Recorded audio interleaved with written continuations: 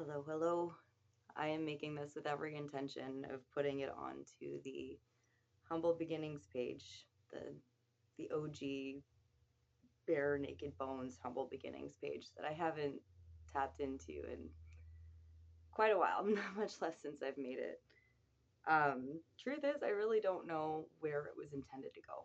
I have, of course, all the best intentions for it. I've been certified in so many different things. I have so many cool experiences that I want to share, and books of knowledge, and just I want to reach people with that somehow, but I don't think I'm meant to go reaching and teaching and coaching.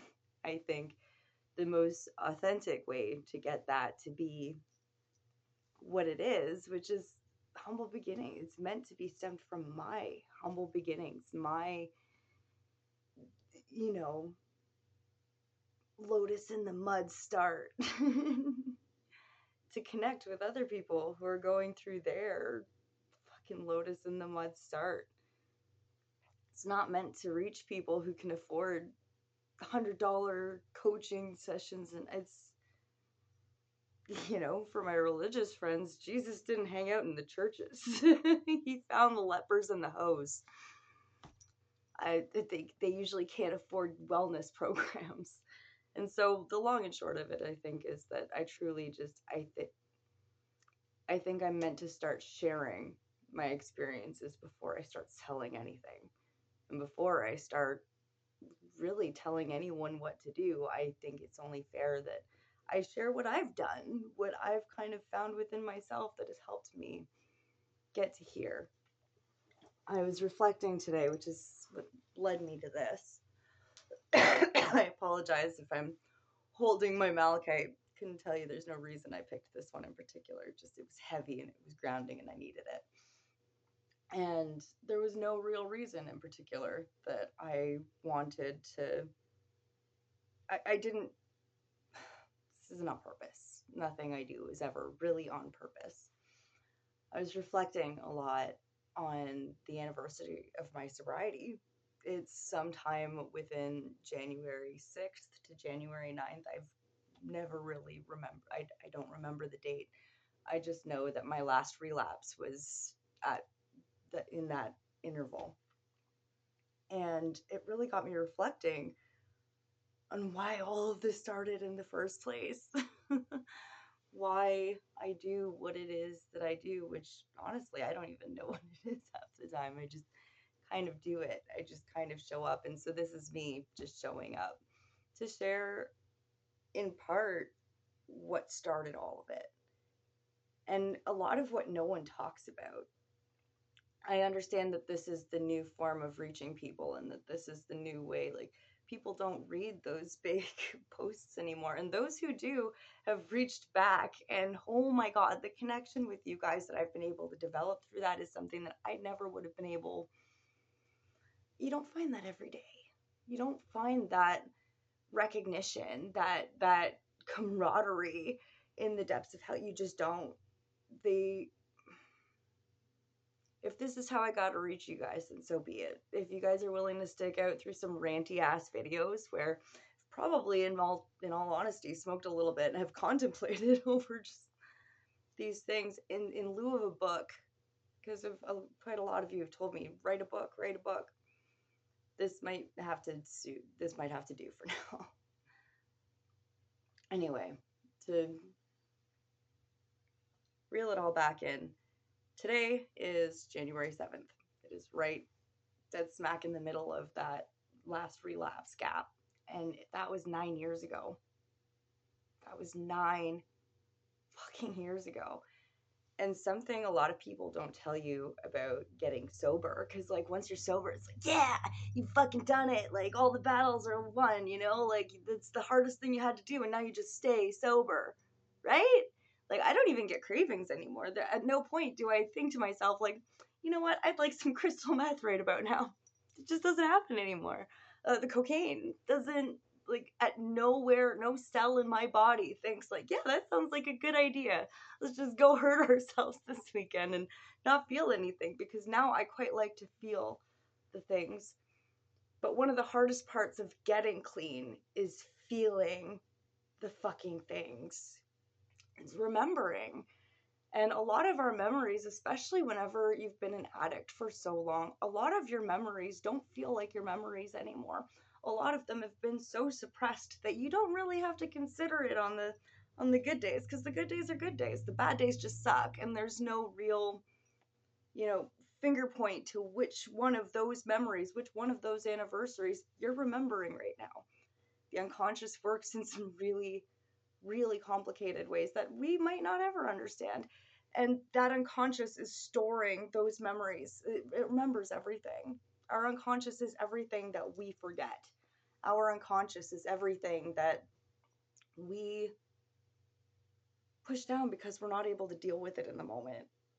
And a lot of that resurfaces not in direct and obvious ways like, oh, I just remembered that thing that happened 20 years ago. No, it resurfaces in random outbursts and crying and reacting to your environment because you don't know what, but something's attacking you. Something is triggering you. You're responding to something that needs to be remembered. And we can't always remember that as a memory because we didn't always store that as a memory. A lot of the time, I find within myself, whenever I start to get in what would be considered manic depressive lows, because it is a constant depressive state, the best thing that I can do is remind myself that, like, my worst days haven't killed me yet. And that's a lot. Like, I didn't realize until sharing that thought with quite a few other people that, like, that's not, I guess, something that everybody considers. And it's a really helpful one for a lot of people because a lot of people have obviously experienced some of the lowest of lows, but they don't have to, like, a lot of people don't have to rely on that to be what the difference between aliving and unaliving yourself. I am very grateful to say, obviously, haven't unalived myself yet. Still here, still great. I'm happy. I'm genuinely happy. And that's something that I think also carries a lot of weight. It carries a lot of danger sometimes because you forget that you are still underneath that happiness, a whole damaged person. And not saying that you're damaged, you're broken goods, saying that there's been so much damage done that you're never not going to have that scar. You're never not going to have that bruise. You're never not going to have that memory of not being able to trust your fellow humans. And so there's going to be some reactionary things, which brings me back to one of my first points that I'd made, that addicts coming clean, you get to finally face all those things. And I think what we don't consider a lot of the time with addicts is that the reason they're addicts in the first place, you know, that junkie didn't start with just, oh yeah, I took some E at a party, it was great. No, the addicts, the junkie starts with the person who took that E at a party and said, oh my God, I can feel things. And it's not just bad things. I feel good things. It made them feel something else, and it switched something in their brains. They wanted to chase that. Addicts, and I still firmly stand by this, I still consider myself an addict in many ways, but they're not... Sorry, I need to...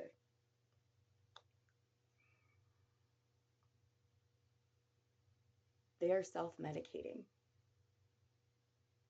The vice is the medication. That can look as bad as, you know, doing an 8-ball of Coke a day. And it could look as minimal as, oh, she just drinks in the afternoon. It's just a little light buzz. Like, there's just, you know, put some pepper on the day. It hides in so many ways, but it can also look like she goes to the gym 5 days a week. She's there for 2 hours every day. She's mindful, very, very mindful, so disciplined about what she eats, what she does, what she, like, how she thinks. And I think that's truly the only way we can use addiction to our advantage. That's the only way, is to transmute it. It's like energy. You can't create or destroy it. You can only turn it into something different. And that's why so many programs are so beneficial to addicts. And I wish I would have had that level of support then. I wish I knew that existed, or like, you know what I mean, that I was worthy of that capacity of help. That like, but it's so good that we have communities like that where we're able to connect with other people who truly understand. Because let me fucking tell you, even 9 years clean, there are people who just don't understand.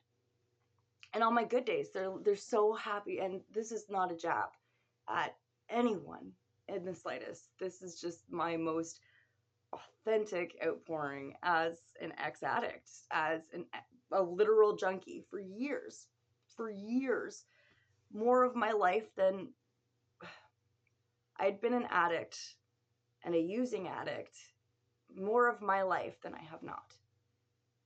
The longest I'd ever been clean before this was maybe 4 years, 4 to 5 years.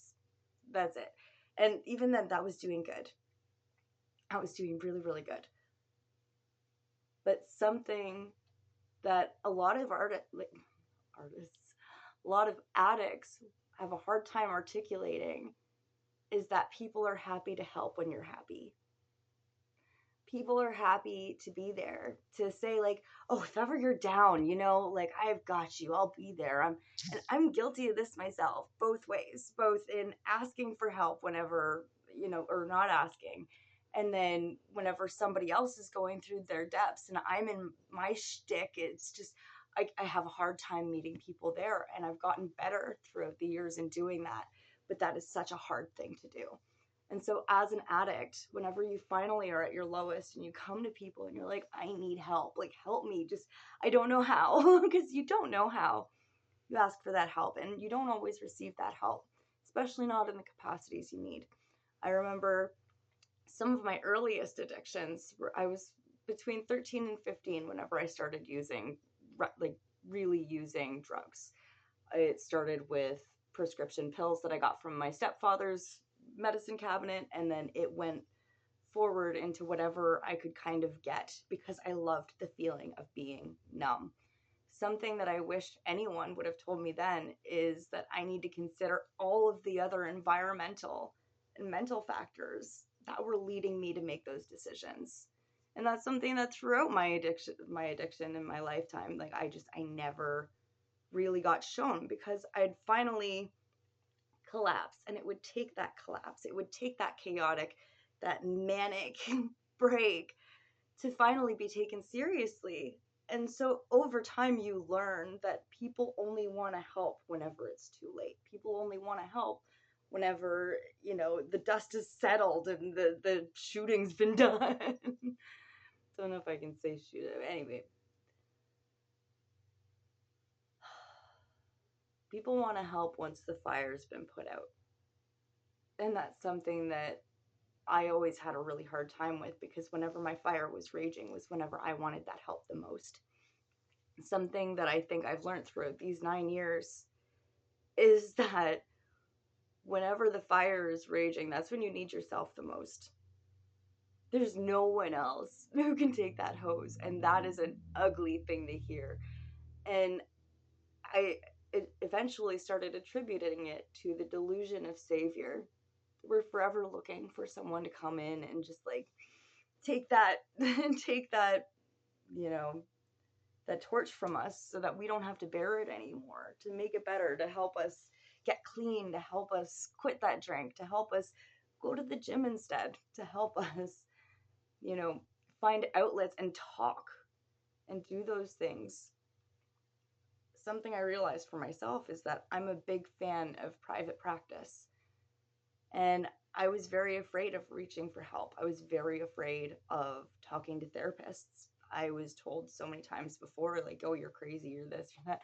And like genuinely had them trying to not only medicate me against my will, one had ended up actually wrongly prescribing me an antipsychotic. And I was on that for years before the medical system decided that oops, wrong one.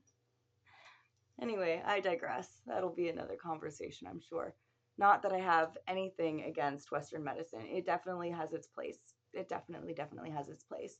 And that medicine is beneficial to so many people. But self-medication in lieu of that is something that can be so beneficial and so detrimental at the same time. For example, I smoke weed to help manage a lot of the symptoms that led me to wanting to numb, to wanting the drugs. And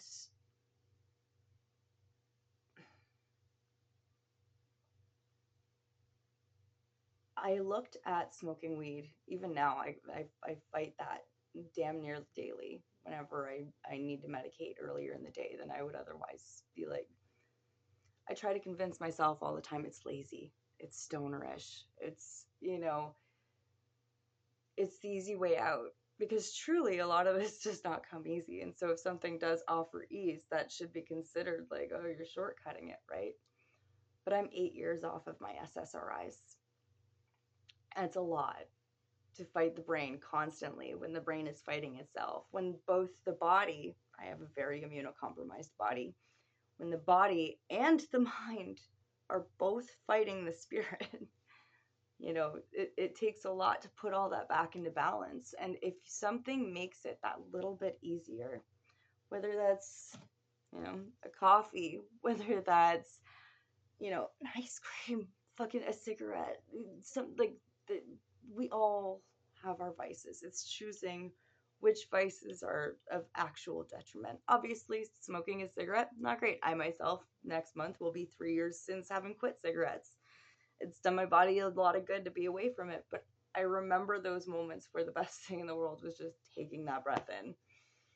That's what I needed. In the same way that I used to look at the straw and I'd look at the joint and I'd remember the joint will bring me back to creative, the joint will bring me back to self, and the straw just turns everything else off. I'd choose that straw because at the time that was the easiest thing to medicate with. That was the easiest thing to kind of, dampen and filter that little bit of reality so that I could toughen up for another day. Because at that same time, I did make attempts on my life. Thankfully, I failed. They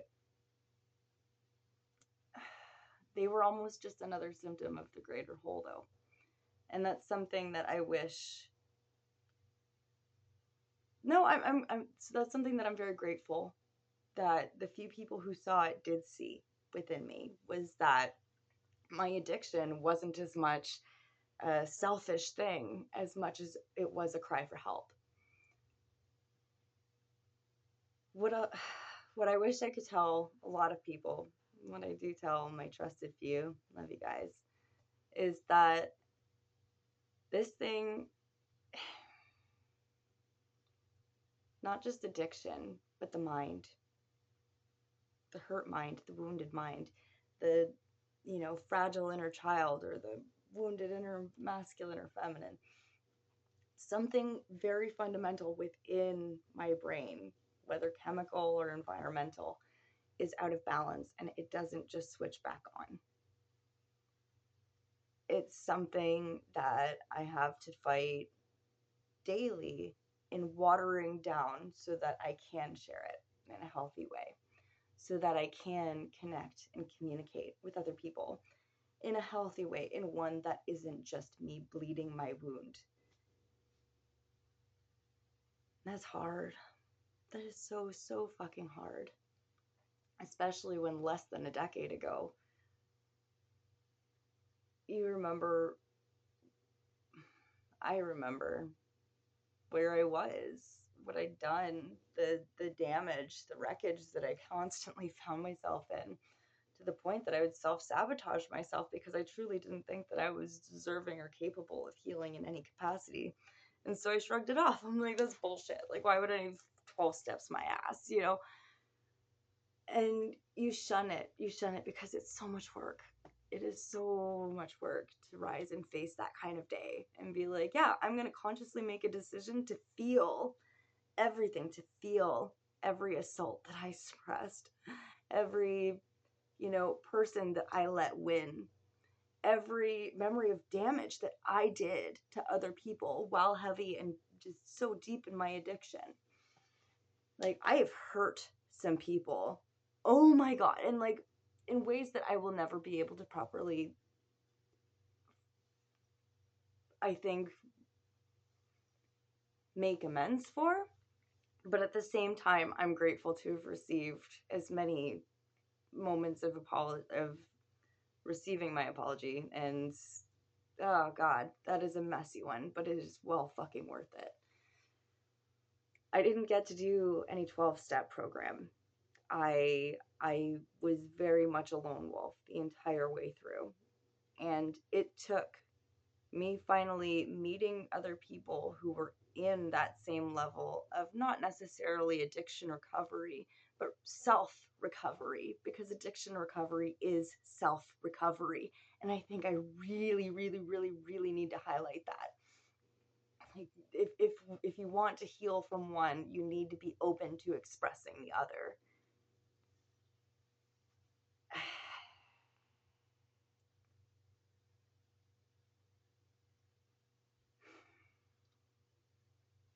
There's something to be said for someone with or without help that can recover themselves from the absolute depths.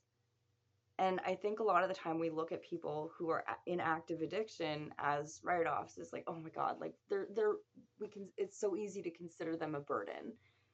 And truly I find myself right there, like dealing with addicts even in my building, where it's like, oh, they're always, making such a fuss, and the police are always here, but I remember, and so I can't even be all that upset. Like, 'cause I remember being that absolute, just unaware level of just incompetent. And I know that's gotta hurt. It's so easy, though, to blame and to judge them and see it as though there's never going to be any help, up until you see one of them with that little bit more life back in their cheeks and that little bit of a pep in their step, and they're telling you about their new job that they just got, and they're telling you about the little milestones that, like, they might relapse, they might recover, they might whatever, but that person on a fundamental level is feeling that little bit better, and life is lifing for them that little bit more.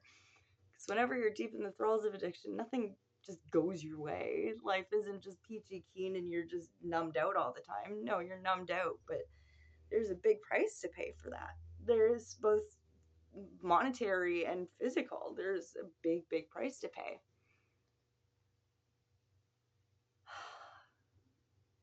Anyway, I feel like I've rambled on the addiction aspect a good deal anyway. It's been nice.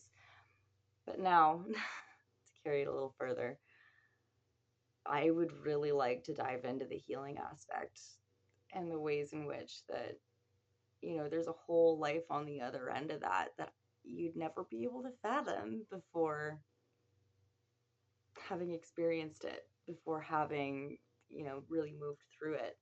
I was very lucky to be able to have friends that had led me towards the meditation retreats. And though that's not necessarily something that I still find necessary for myself to go sit on a mountain for 5 days in absolute silent contemplation, but it's something that really helped me find a lot of those broken pieces. And it is only through recovering those broken pieces and those fragmented memories and those oops moments that I really get to experience this life of ease, this life of, my body's working well right now. My body is in finding a balance that has taken me years and years and years and years to find. And now one of my biggest fears, and it's humbling really to say, and I'm really glad that I get to say it, is that I have so much good in my life that I'm unconsciously afraid that it's all going to be taken away. And I thought that was a funny thing, because I have so much good, something bad's got to happen. And of course something bad always happens. Life happens, and life is very, very, very ugly at least 80% of the time. But I have something that can be taken away. That's not something I used to be able to say. That's something that I really for a long time haven't been able to say with all confidence is that I have something that would hurt like a good deal if I were to be without, and it would change me fundamentally if I were to be without. And that is this absolute life of just discipline. Discipline that started as addiction. Eventually, that addiction became, feeling deeply. It became wanting to know, regardless of what cost. I don't care. Like, I believe it's Radiohead. I don't care if it hurts. I want to have control. Creep should be my fucking anthem. But it's true. It's absolutely true. Nothing feels normal outside of the norm. Whenever you're not willing to push a boundary for yourself, you're not ever going to get to know what's on the other side of that boundary. You're not ever going to get to know what ways that you can push that a little bit further.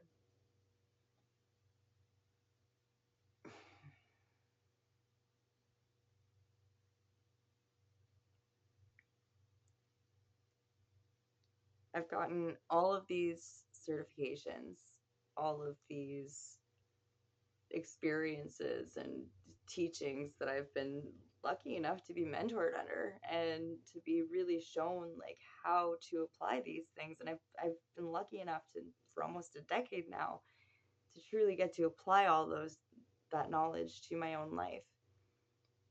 And I'm still just looking for ways to share that, for ways to understand that.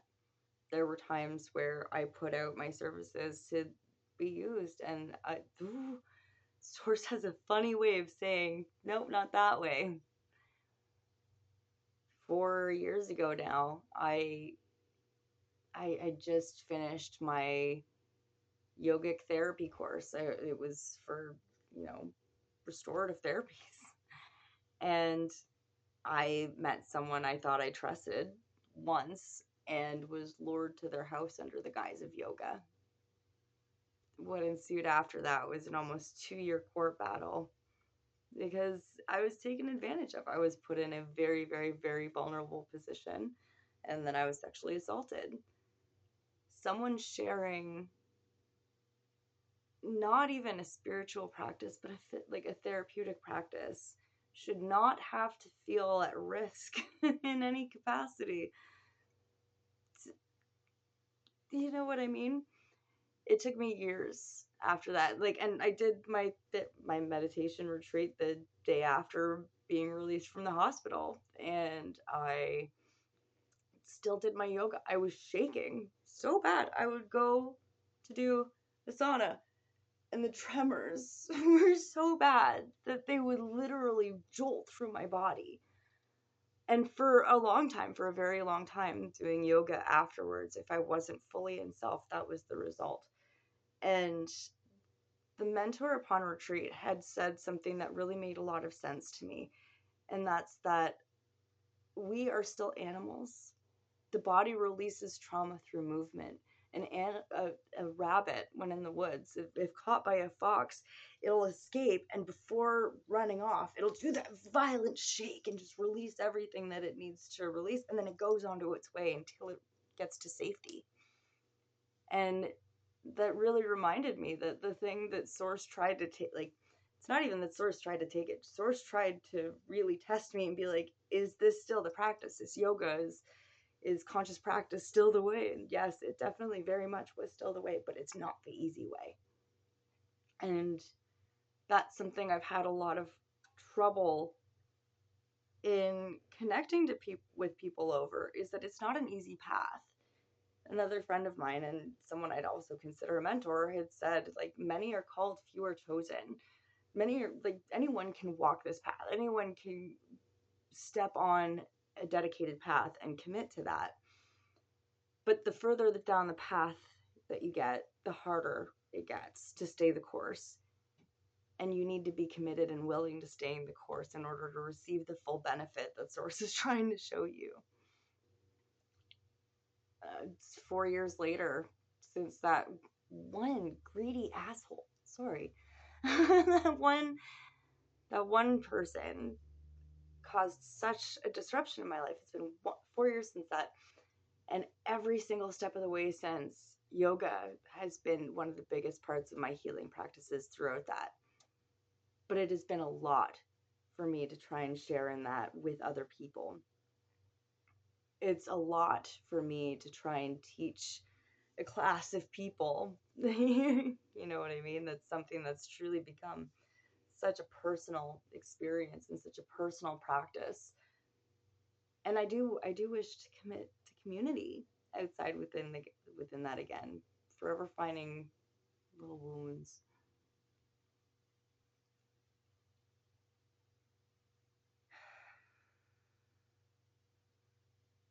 I feel like this has become more of a video diary than anything. And that's probably for the best.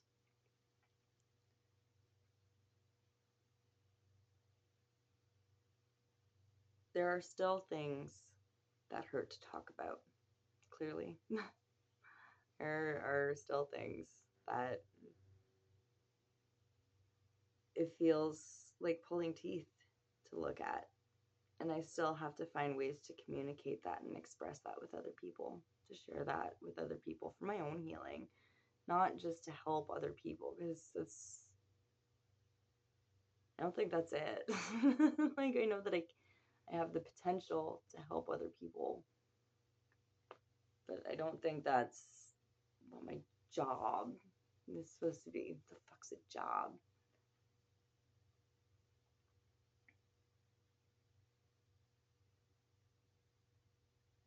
9 years clean.